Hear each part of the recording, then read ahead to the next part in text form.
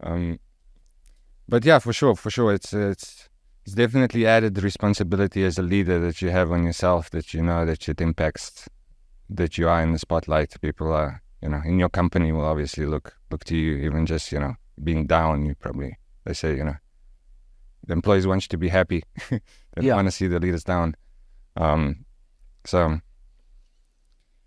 yeah, but then why did you decide to do it? Because it is additional responsibility. I'm sure you could have, just as background, you came up in a cybersecurity background, pen testing, through the corporates, having a nice, local job, I'm sure. Why did you decide to take the CAC and all the extra things, all the extra weight? It's a good question. And confront that fear.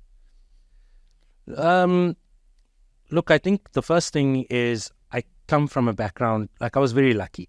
When I left school, I got to go to companies like SensePost, and there you got to meet the likes of like Roelof Temming, Harun Mir, and they weren't just great minds in the cybersecurity space, but they were also great entrepreneurs, great inventors, and themselves very brave, right? So Harun has Thinks now, which is doing absolutely amazing, and Roelof had Paterva, right, which created Maltego, which is like world famous. So to have people like that in your life was an absolute blessing. And further into my career, I met more and more people in the same mind space. And to see that all culminate in a desk job in a bank, in a cubicle, seemed like a bit of a waste of opportunity, right? That people take that much energy and time to impart that kind of knowledge onto you, and that's all you're actually going to do with it. But I think a large part of that is, again, it's driven by the fear. There's comfort and there's certainty in a job, and to go out there and do your own thing takes it takes a brave individual, and it's hard, especially doing it from scratch. But also, I think at that time, not a lot of people were doing it. Well, definitely, even up to today, we don't have enough entrepreneurs. We don't have enough people starting up South African companies, creating jobs, creating South African brands, making global impact with South African IP, mobilizing our intellectual capital and exporting it to the world. I do feel that solves a lot of the problems we have internally.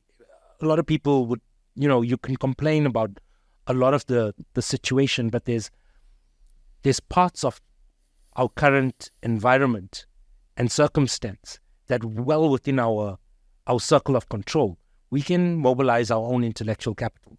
We can build and we can capitalize on digital transformation and, the fourth industrial revolution to propel South African thinking, technology, people onto the global stage and into global spotlight. I think the easier option is to leave the country and take a job in the UK or in the US. Sure. I think the easier option is maybe to take a nice high-paying job, in some big consulting firm or in the state. But we need those people to be brave. We need those people to create South African innovation, create South African businesses that will lead to South African jobs that bring in money from overseas and, remind the world what a powerhouse we are for creativity and innovation and invention. And we absolutely are. Yeah, we got some winners. It's not too long ago where South African engineering was regarded as, the apex of any type of engineering, be it defense, be it, outside the realm of defense. But definitely within defense, up to today, some of our defense innovations are still world-renowned. Munitions, I think some of the longest range munitions in the world are still South African innovations and South African produced.